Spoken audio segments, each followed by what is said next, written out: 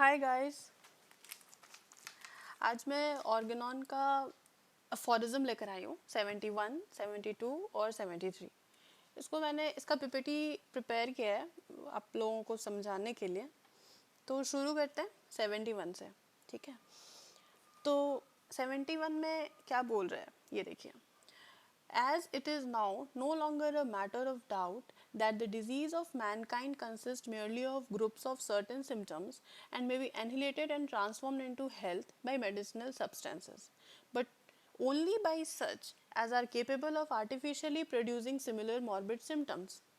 And such is the process in all genuine cures. Hence, the operation of curing is comprised in the three following points.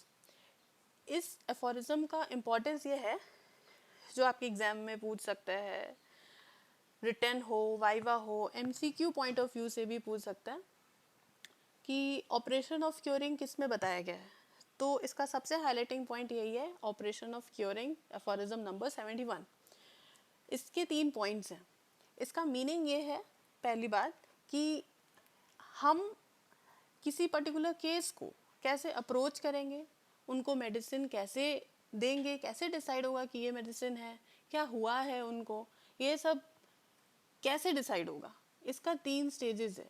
इसके लिए हमारे जो master हैं हानीमैन sir, उन्होंने हमें 3 rules assign किया है, मेन ब्रॉड हेडिंग्स है। तो पहला बताया कि how is the physician to ascertain what is necessary to be known in order to cure the disease. इसका मतलब क्या है कि केस टेकिंग। इस क्वेश्चन का आंसर का क्या मीनिंग है, केस टेकिंग, कि how is the physician to ascertain what is necessary to be known in order to cure the disease. एक फिजिशियन को क्या जानना ज़रूरी है किसी पर्टिकुलर डिजीज को ठीक करने के लिए, ठीक है। तो इसमें हम लोग क्या करेंगे, इसका आंसर क्या है, केस टेकिंग। हम लोग केस टेकिंग करेंगे तो हम लोग जान सकते हैं कि हम लोग उस फिजिशियन को, उस पेशेंट को कैसे ट्रीट कर सकते हैं। Second point, how is he to gain a knowledge of the instruments adapted for the cure of the natural disease, the pathogenetic powers of the medicines। ये क्वेश्चन है कि कैसे हम लोग, या कैसे एक फिजिशियन वो नॉलेज उस इंस्ट्रूमेंट्स का गेन कर सकता है जिससे कि वो नेचुरल डिजीज क्योर हो सके, और वो pathogenetic powers of the medicines के बारे में जान सके। तो वो सारा नॉलेज हमें कैसे गेन करें जिसकी वजह से हम पेशेंट को ट्रीट कर सकें। तो ये कैसे पता चलेगा, हमारा मेडिसिन्स ही हमारा इंस्ट्रूमेंट है, वही हमारा पावर है और वही हमारा टूल है। तो उस मेडिसिन के पावर को, उसके जो पैथोजेनेटिक पावर को जानने के लिए हमें क्या करना पड़ेगा, exactly drug proving. So drug proving इसका आंसर हुआ, ठीक है। तो फर्स्ट एंड सेकेंड क्लियर हो गया। अब थर्ड में आते हैं, what is the most suitable method of employing these artificial morbific agents. इसको हम लोग मेडिसिन कहते हैं, for the cure of natural diseases. तो पूछा जा रहा है कि क्या मोस्ट सुटेबल मेथड हम लोग एम्प्लॉय करेंगे या इम्प्लीमेंट करेंगे इन मेडिसिन को क्योर करने के लिए नेचुरल डिजीज में। एक पेशेंट को जब नेचुरल डिजीज हुआ है, हम मेडिसिन को किस मोस्ट सुटेबल मेथड में एम्प्लॉय करेंगे कि वो ठीक हो जाए। इसका मतलब क्या हुआ कि हम लोगों को potency, doses, repetitions and all the such things with respect to the disease and diagnosis and stages and mechanisms सब कुछ पता होना चाहिए। So the rest of the organ part after the drug proving we can say it is the third part, third operation of curing का answer है, ठीक है। तो aphorism number 71 क्लियर हुआ, फर्स्ट सेकेंड थर्ड। ओके, तो operation of curing is mentioned in aphorism number 71 और बस यही इंपॉर्टेंट है। और सेकेंड पॉइंट इसी में है कि आर्टिफिशियल मॉर्बिफिक एजेंट किसको कहते हैं, मेडिसिन को कहते हैं, ठीक है। तो अब आगे बढ़ते हैं, 71 हो गया क्लियर। लास्ट में ये इसके बाद है 72। With respect to the first point the following will serve as a general preliminary view. अब हम लोग 72 में जो एंटर किए हैं, इसमें ये है कि हम लोग 71 का जो ये है ना, first point, second point, third point, ये सब शुरू करने से पहले हम लोग ये देखेंगे कि हम लोग का बेसिक्स कैसे हम लोगों को गेन हो, है ना, नॉलेज की, डिजीज़ कैसे हैं, कितने टाइप के होते हैं, कब कैसे शुरू हुए, किनको हम किस में क्लासीफाई करेंगे, ये जो सारे क्वेश्चंस है ना, इन सब का आंसर्स है यहाँ पर, ठीक है। तो आगे बढ़ते हैं। अफोरिज्म नंबर 72 का कि दो टाइप के होते हैं, ये आप लोगों ने पढ़ा होगा, एक्यूट, क्रॉनिक। पढ़ा नहीं भी है तो भी सुना है, बाकी सारे ये एकदम जनरल ब्रॉड क्लासिफिकेशन है एक्यूट एंड क्रॉनिक। तो एक्यूट डिजीज क्या है, ये हैनमन सर ने हमें डेफिनेशन दिया है, उनके अकॉर्डिंग क्या था, तो ये लिखा है, ये आप लोग को याद होना चाहिए। एग्जाम्स में, वाइवा में, रिटन में, एमसीक्यूज हर जगह पूछा जाएगा। इसके वर्ड्स उठा के पूछ देंगे कि वर्ड्स किस पर्टिकुलर डिजीज के लिए यूज होता है या कैरेक्टरिस्टिक वर्ड है, तो यही चीज है। The disease to which man is liable are either rapid morbid processes of the abnormally deranged vital force which have a tendency to finish their course more or less quickly but always in a moderate time are termed as acute disease। ठीक है, तो acute disease जो होते हैं वो short duration के होते हैं, ठीक है, और तुरंत में उनके प्रोसेसेस रैपिड होते हैं और रैपिडली वो डिजीज की तरफ प्रोग्रेस करता है और वाइटल फोर्स को एबनॉर्मली पूरा डिरेंज भी कर देता है। और इनकी टेंडेंसी क्या होती है, एक्यूट है ना, तो तुरंत आएंगे तुरंत चले जाएंगे, इनका ये कैरेक्टरिस्टिक है। तो इसीलिए tendency to finish the course more और लेस क्विकली, ठीक है, इनके पास टाइम नहीं होता कि हम उतने दिन उसके शरीर में रहें, सो मोर और लेस क्विकली काम हो जाता है, but always in a moderate time, ठीक है, उनका एक मॉडरेट टाइम है, उसके अकॉर्डिंग उनका प्रोग्रेस या कोर्स चलता है। सो इनको कहते हैं एक्यूट डिजीज। तो इसका डेफिनेशन प्रॉपरली याद होना चाहिए, इट्स वेरी इंपॉर्टेंट, और ये 72 में मैंशनड है। इसी 72 में आगे बढ़ते हैं तो हम लोगों को मिलेगा क्रॉनिक डिजीज का भी डेफिनेशन। तो इसमें क्या है, इसमें बहुत सारे कैरेक्टरिस्टिक्स वर्ड्स लिखे हुए हैं जिसके हेल्प से आपको ये याद करना होगा कि ये पर्टिकुलर वर्ड इस क्रॉनिक डिजीज के लिए यूज किए गए rather than acute disease.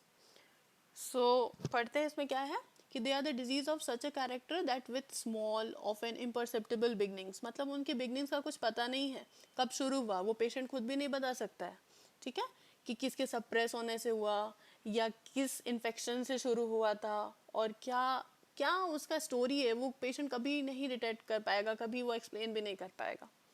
Dynamically derange the living organism, ये इम्परसेप्टेबल बिगनिंग होती है इसकी और डायनेमिकली वो डिरेंज कर देते हैं लिविंग ऑर्गेनिज्म को, each in its own peculiar manner, यानी कि हर क्रॉनिक डिजीज का अपना अपना एक तरीका होता है उसको पर्टिकुलर ऑर्गेनिज्म को खराब करने का, and cause it gradually to deviate from the healthy condition, और हेल्दी कंडीशन से डिविएट हो जाएंगे वो in such a way that the automatic life energy called vital force, automatic life energy जो जिनको हम लोग वाइटल फोर्स कहते हैं उन्हीं को वो डिरेंज कर रहा है, ठीक है, इन सच अ वे कि ऑटोमेटिक है वो वाइटल फोर्स, खुद को वो बैलेंस कर सकता है, खुद से वो लड़ सकता है, लेकिन उसको वो डिरेंज कर देता है। हुज ऑफिस इज टू, अब यहाँ वाइटल फोर्स का फंक्शन लिखा है कि क्या उसका ऑफिस है, क्या उसका एक्शन है कि हेल्थ को प्रिजर्व करना है, to preserve the health only opposes to them at the commencement and during the progress imperfect, unsuitable, useless resistance, but is unable to itself to extinguish them. So, but must helplessly suffer itself to be ever more and more abnormally deranged until at length the organism is destroyed. These are termed as chronic diseases. इन सारे characteristics को ध्यान में रखते हुए उन्होंने बोला कि ऐसी डिजीज को हम लोग क्रॉनिक डिजीज कहते हैं, ठीक है। तो वाइटल फोर्स को ये बहुत ज़्यादा हद तक डिविएट करता है, डिटोरिएट कर देता है, जो क्रॉनिक डिजीजेस के जो ये आते हैं जब शरीर में, तो ऑर्गेनिज्म बहुत वीक हो जाता है और वाइटल फोर्स का जो काम है कि उससे लड़ना है, डिफेंस क्वालिटी है जो उसकी, वो नहीं कर पाता है, वो बहुत ज़्यादा अपोज करता है to them at the commencement, लिखा है जो स्टार्टिंग में ही वो बहुत करता है, बहुत अपोज करता है, बहुत रेजिस्टेंस प्रोवाइड करता है, लेकिन उसका सारा रेजिस्टेंस इम्परफेक्ट हो जाता है, अनसूटेबल हो जाता है एंड यूजलेस हो जाता है। एंड लास्ट में क्या है, it is unable of itself to extinguish them, अब वो अकेला हो जाता है पूरी तरह वाइटल फोर्स की, अब हम अकेले इस पर्टिकुलर डिजीज से नहीं लड़ सकते हैं, वो क्रॉनिक डिजीज इतनी ज़्यादा स्ट्रॉन्ग है और इसीलिए वो सफ़र करता है और समय के साथ वो और एबनॉर्मली डिरेंज हो जाता है, ever more and more abnormally deranged until at length the organism is destroyed। अब इसमें क्या है कि लास्ट में क्या होगा, ऑर्गेनिज्म पूरी तरह डिस्ट्रॉय हो जाएगा, ऑर्गेनिज्म की डेथ भी हो सकती है, बट क्रॉनिक डिजीज से वाइटल फोर्स अकेला नहीं लड़ सकता है, यही 72 नंबर में बताया गया है। और ये जो क्रॉनिक डिजीज है इसका इन्फेक्शन कौन कॉज करता है? That is chronic miasm. That means chronic miasm causes chronic diseases. तो 72 क्लियर हो गया। अब हम लोग 73 में जाते हैं। तो 72 में acute disease and chronic disease के डेफिनेशंस हैं which should be learned because it's always asked in viva and also asked in written examination to explain, like write what are the characteristics of chronic disease, what is the causative reason behind the chronic disease. So you have to answer that chronic miasm is there, so like that. So move on to the last one, aphorism number 73. So अभी जैसे पढ़ा हमने कि acute disease के बारे में, तो पहले इन्होंने हैनिमन सर ने पहले acute disease को explain किया कि वो ऐसे हैं. As regard acute diseases, they are either of such a kind as attack human beings individually, the exciting cause behind injurious influences to which they were particularly exposed. Acute disease क्या पढ़ा था हमने कि वो rapid morbid processes है और वो कुछ समय के लिए आता है, बहुत बड़ा टाइम लेके नहीं आता है. तो वो जो तुरंत में उसको जो एक पर्टिकुलर ट्रिगरिंग स्टिमुलेंट मिल गया, इसकी वजह से वो पर्टिकुलर डिजीज उसको हो गई ह्यूमन बींग्स को, ठीक है. और इसके वजह से वो तुरंत में एक्साइट हो गया, एक्साइटिंग कॉज वहाँ पर आ गई, ठीक है, बीइंग इंजूरियस, और वो इंजूरियस हो गई और हमारे शरीर में ऑर्गेनिज्म को एक्सपोज कर दिया और इफेक्ट हो गया. सो एक्यूट डिजीज कहाँ से हो रहा है? कहाँ से हो रहा है? जो उसका एक्साइटिंग कॉज है, यही इसका सबसे बड़ा रीजन है, ठीक है. फर्स्ट लाइन क्लियर है. अब आगे बढ़ते हैं. इसमें क्या क्या होता है? एक्सेस इन फूड, बहुत ज़्यादा अगर खाना खा लेते हैं, जैसे ये सब डेली लाइफ के एग्जांपल्स हैं, ठीक है, कि बहुत ज़्यादा खाना खा ले रहे, एक्सेस फूड हो गया, बहुत सीवियर फिजिकल इम्प्रेशन है, चिल्स है, हीटिंग्स है, स्ट्रेन्स है, डिसिपेशन है, फिजिकल इरिटेशन हो रहा है, मेंटल इमोशंस है, ये सारे एक्साइटिंग कॉज होते हैं. और acute febrile affections, acute febrile affections, इन सब की वजह से हमें फीवर हो सकता है ना, फेब्राइल मतलब फीवर हो गया, तो एक्यूट फेब्राइल फीवर्स वगैरह अफेक्शंस हो सकता है इन सारे कॉजेज की वजह से. ये सब एक्यूट का ये एक्साइटिंग कॉज है, एक्यूट डिजीज का एक्साइटिंग कॉज है. In reality however they are generally only a transient explosion of latent psora. अच्छा, जो सोरा है, ये जो माइजम के बारे में जिक्र हुआ है, इसके बारे में ये क्वेश्चन हमेशा आएगा, दिस इम्पॉर्टेंट, कि ये ट्रांजिएंट एक्सप्लोजन ऑफ कौन सा सोरा, लाइक सूडो सोरा, लेटेंट सोरा, लाइक प्योर सोरा, ठीक है. तो लेटेंट सोरा का ही ये ट्रांजिएंट एक्सप्लोजन होता है इस एक्साइटिंग कॉज की वजह से, which spontaneously returns to its dormant state if the acute disease were not of too violent character. जैसे कि एग्जाम्पल है, बहुत कॉमन एग्जाम्पल है, बारिश में भीगने से जो सर्दी बुखार हो जाता है, ठीक है.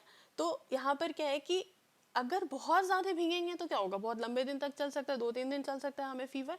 और अगर बहुत हल्का सा भीगे हैं तो क्या होगा कि ज़्यादा दिन नहीं चलेगा, एक दिन परसिस्ट करेगा, फिर वो नेक्स्ट दिन अपने आप ही वो चला जाएगा.